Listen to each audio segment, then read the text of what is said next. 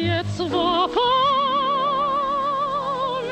Нина мил, это тили.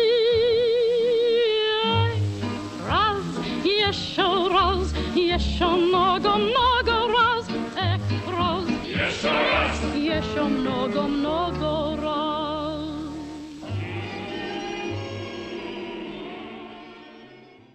Дина Дурбин – одна из главных кинозвезд голливудского кинематографа 30-х и 40-х годов.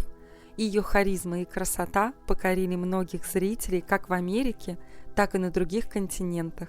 Она закончила свою кинокарьеру, когда ей было только 27 лет, но все равно сумела стать культовой актрисой и певицей, о которой с восхищением вспоминают и в наши дни. Родилась Дина Дурбин 4 декабря 1921 года в канадском городе Виннипеге, куда ее отец и мать переехали из Англии. От природы Дина обладала глубоким и красивым голосом и с детства занималась вокалом.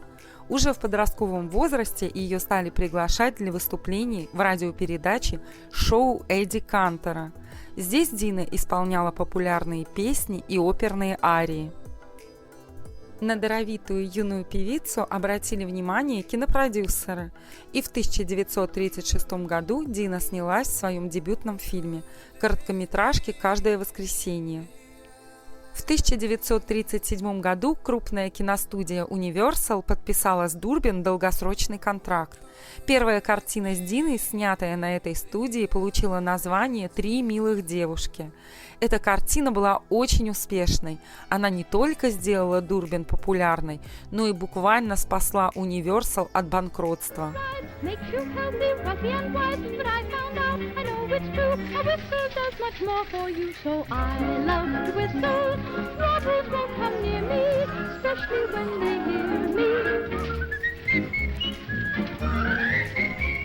Потом в карьере Дины были и другие кассовые черно-белые фильмы. «100 мужчин и одна девушка», «Тот самый возраст», «Без ума от музыки». Дурбин быстро стала главной звездой музыкальных комедий. И в 1938 году, когда ей было около 17 лет, за воплощение духа юности на экране ей вручили премию «Оскар». К 1940 году Дурбин уже имела статус самой высокооплачиваемой актрисы Голливуда. За работу в одной кинокартине ей платили до $400 тысяч. И это было логично. Многие зрители шли в кинозалы для того, чтобы посмотреть именно на Дурбин. Весной 1941 года Дина в первый раз вышла замуж за актера Вона Пола. Этот брачный союз оказался не слишком удачным, и уже в начале 1943 года актриса подала на развод. С 1945 года популярность Дины Дурбин начинает идти на спад. Она пытается уйти от привычного образа наивной юной девушки, берется за сложные драматические роли. Однако зрители не слишком хорошо воспринимают ее в новом качестве. В личной жизни актрисы в это время тоже происходят значительные изменения. Летом 1945 года она выходит во второй раз замуж за сценариста Феликса Джексона. Год спустя, в 1946 году, в семье появляется девочка Джессика Луиза. Но, несмотря на совместное увлечение кинематографом и рождение ребенка, брак Дины и Феликса был недолговечным. Он просуществовал около 4 лет.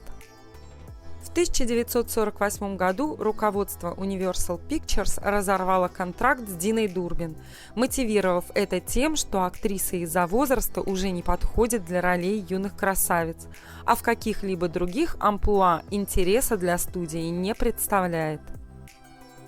Безусловно, подобную мотивировку Дурбин восприняла как унижение.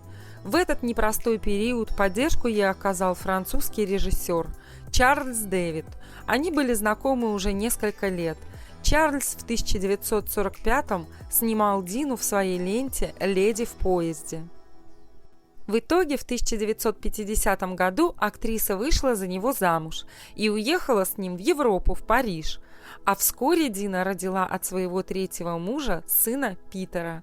Их брак продлился до 1999 года, то есть до самой смерти Чарльза Дэвида. Стоит отметить, что в финансовых средствах Дина все эти годы не нуждалась, так как удачно вложила деньги, заработанные в Голливуде. Ее жизнь была вполне безбедной.